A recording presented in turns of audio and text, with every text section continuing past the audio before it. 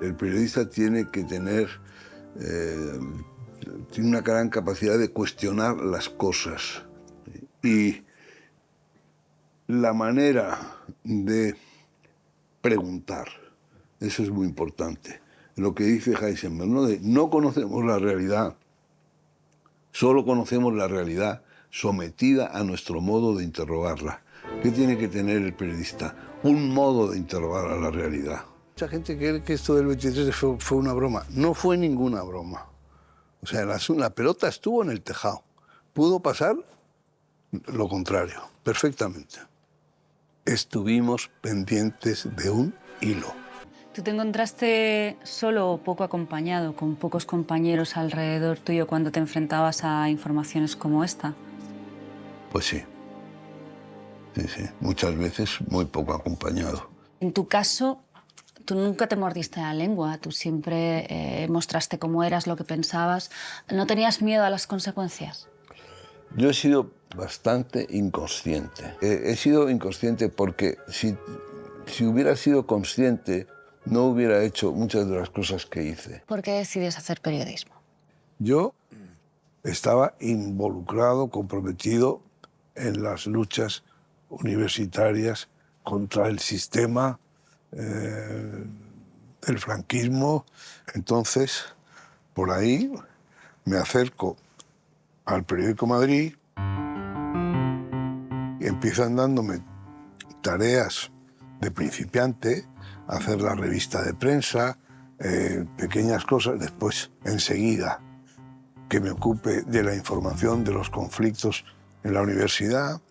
Y entonces, pues me voy a la ciudad universitaria a seguir las manifestaciones, a aprender a no correr, sino quedarme parado para mientras corren los demás, para que no me sacudan. Y ahí me voy curtiendo. El 20 de enero de 1969, una noticia conmociona a los universitarios.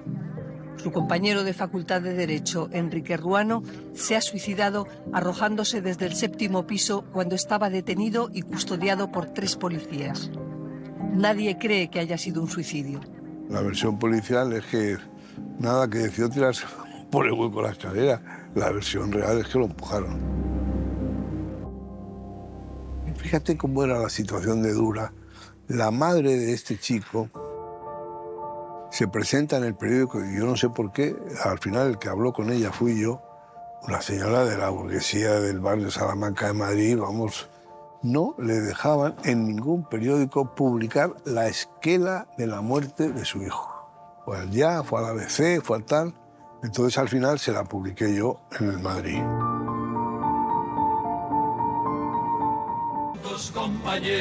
1975. El general Franco, viejo y enfermo, responde con una dura represión a las protestas cada vez más numerosas desde distintos sectores de la sociedad española contra la dictadura. Y ese escarmiento va a cumplirse muy pronto.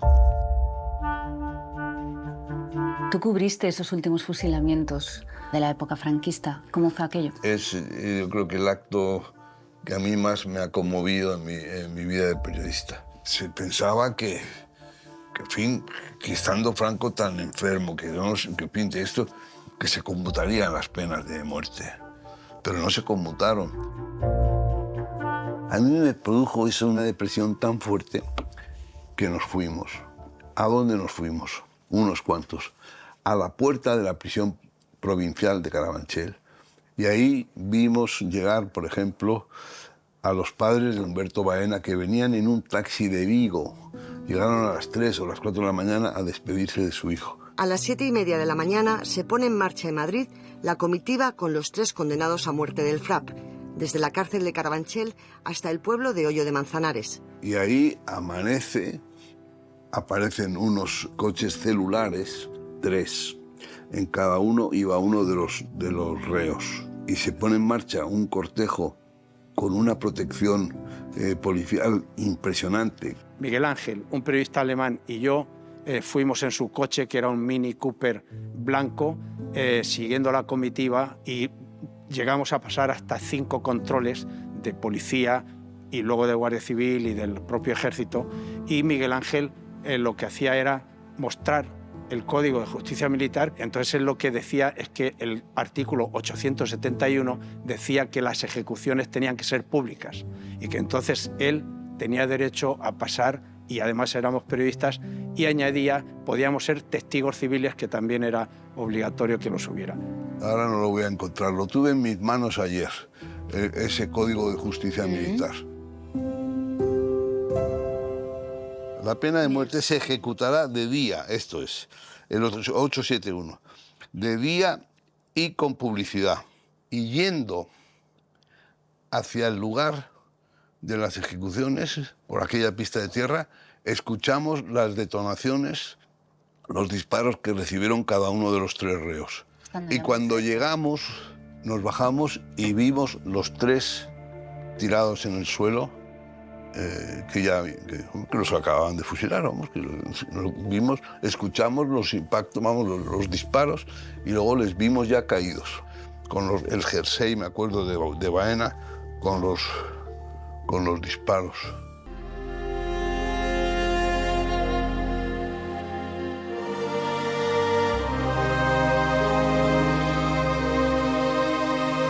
Y luego, ¿sabes? He tenido que escuchar la cantidad de gente que estaba ahí. 3. Tuve una discusión muy grande con el que había escrito un libro, que por ahí lo tengo, que me venía a ver, no, porque en el coche iban, y me hacía la lista. Digo, ese coche era un Mini, íbamos 3. Porque es que hay mucha gente, eso que se dice en términos taurinos, que se arriman a toro pasado para mancharse la taleguilla de sangre, pero no se han arrimado de verdad. Pues aparezco ahí de director de Diario 16 el 16 de marzo de 1977. Hicimos algunas cosas muy meritorias. Un año antes del golpe del 23 de febrero, el Diario 16 sacó una primera página que se titulaba así: Intentona militar abortada en Madrid. El ministro de Defensa, que era Agustín Rodríguez Sagún, al que los periodistas le llamábamos Pelo Pincho, este señor salió a denunciar a Diario 16 porque era una injuria gravísima a las Fuerzas Armadas, etcétera, etcétera. Y esa misma tarde del viernes, en Diario 16, aparecen unos soldaditos del gobierno militar para citarme a que comparezca al día siguiente, sábado, que abrieron los juzgados para mí. Salgo procesado por el juez del juzgado militar número 5 del Paseo de la Reina Cristina, Gobierno Militar de Madrid. A mí lo que me ha servido la física, entre otras cosas, es para organizar la cabeza. Y desde luego, el mayor placer intelectual que yo he sentido ha sido pues, resolviendo ecuaciones diferenciales o estudiando las leyes de la física, ¿no? Yo recuerdo preguntarle a mi padre por una dirección. Nosotros éramos pequeños. ¿Cómo llego a tal calle? Si trazas una circunferencia que abarque desde tal punto hasta tal punto, la tangente que toca con la circunferencia, ahí verás. Entonces, bueno, eran unas explicaciones que realmente eran imposibles de llegar. ¿Puede ser que la verificación también sea un punto en común entre el periodismo y la ciencia en cuanto a la demostración científica? Claro, esa es la tarea del periodismo, la depuración de entre la infinidad de cosas que se podrían difundir como noticias, elegir aquellas que voy a difundir como noticias. Esa es la tarea del periodista, y teniendo en cuenta la ley de la gravitación informativa. Vamos a ver. Aquí partíamos de lo siguiente. Los periodistas tantas veces, esto es noticia, no es noticia. Si aplicaran la fórmula, saldrían de dudas.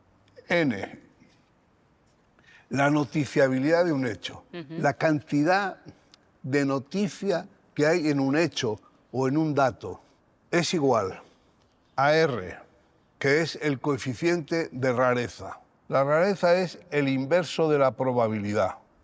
Una cosa es tanto más rara cuanto más improbable. Una rareza, la reina Isabel II de Inglaterra está pasando revista a su guardia, un golpe inoportuno de viento le levanta las faldas y se vio la lencería de la reina que fue fotografiada.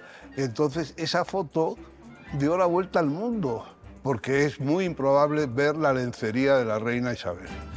Y luego, arriba, en el numerador, tienes los intereses afectados en el lugar donde se producen los hechos, multiplicado por los intereses afectados en el lugar desde donde se emiten... ¿Dónde está el medio de comunicación? Exactamente. Terremoto en Panjum, en la India. Bueno, pues claro, en la India el asunto es importantísimo, los intereses afectados son enormes. ¿Cómo se publica eso en un periódico de Londres? Terremoto en Panjum, y debajo, a salvo un matrimonio británico. O sea, que el matrimonio británico es la percepción más próxima que se tiene en el lugar desde donde se está emitiendo o editando el acontecimiento.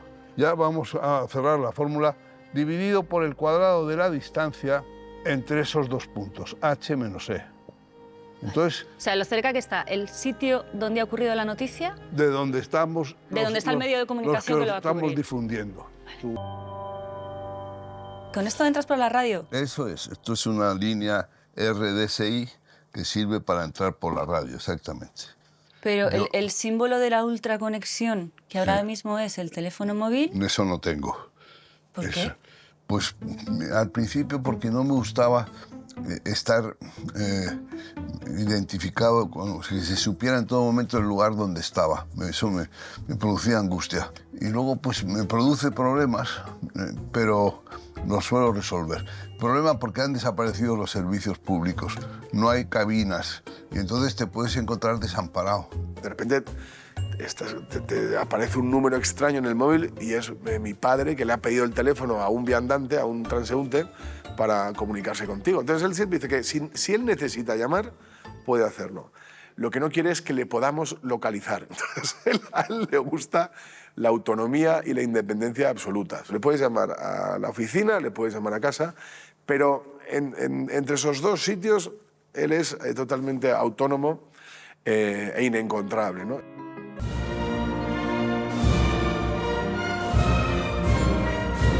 Buenas noches. No se pongan en pie ni adopten la posición de firmes, pero atiendan la increíble historia que vamos a contarles del himno nacional. Un amigo estaba haciendo una película sobre los Juegos Olímpicos de Barcelona y me dijo, cuando voy a poner unos acordes del himno nacional, tengo que pagar también, porque es propiedad privada, que está a nombre de José de las Casas, un músico que fue director de la banda de alabarderos antes de la guerra, que no sé qué. Bueno, total, que todo eso se confirmó que era verdad. Imagínense que cada vez que sonara el Dios salve a la reina o la marsellesa, alguien cobrara derechos de autor. Aunque parezca imposible, es lo que ocurre con el himno nacional español. A pesar de su denominación, la partitura bajo la que se interpreta está registrada en la Sociedad General de Autores por un particular desde 1942. Este señor se había muerto, había dejado sus derechos a su cocinera y a un camarero. Y estos dos, pues oye, se llevaban una pila de millones cada año con esta historia. Entonces hice una nota de prensa y la mandé. Y a partir de ahí se pone en marcha el proceso de nacionalizar el himno nacional. El Gobierno acordó hoy comprar los derechos sobre la Marcha Real Española o himno nacional a los herederos de su creador, Bartolomé Pérez Casas. Y mi salida de Telecinco pues fue también un poco abrupta, bastante abrupta, que tenía que ver con el juez campeador Baltasar Garzón. En ese momento yo estaba haciendo en Telecinco una cosa que se llamaba Cara y Cruz. Se elegía un tema y ya se sabía que había dos personas que iban a estar con opiniones enfrentadas sobre ese tema. Sublevación de los fiscales de la Audiencia Nacional contra su jefe Aranda. El asunto ese día fue una noticia que implicaba al juez campeador.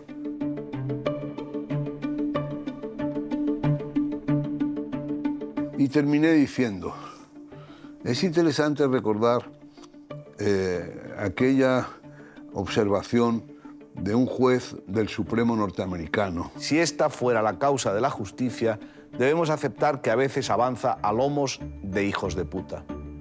Y entonces, al día siguiente, cuando volví, fui a grabar y me dijeron, no, sube arriba.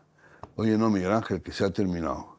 había llamado Miguel Ángel Rodríguez y dijo, quiero la cabeza de Miguel Ángel Aguilar esta tarde. Y se la dieron. Nos vamos a negro, como se dice en la jerga de la televisión. Durante un año, de lunes a viernes, un equipo reducido y esforzado ha realizado este programa para ustedes, aunque haya sido muy a deshora, tanto que algún adicto propuso cambiarle el nombre de Entre hoy y mañana por el de Entre mañana y pasado. Y el lunes, y con la hora mejorada, tendrán aquí a Fernando Onega, que además moderará un debate entre figuras de la talla de Federico Jiménez Los Santos y Martín Prieto. En nombre de todo el equipo, hasta otra ocasión.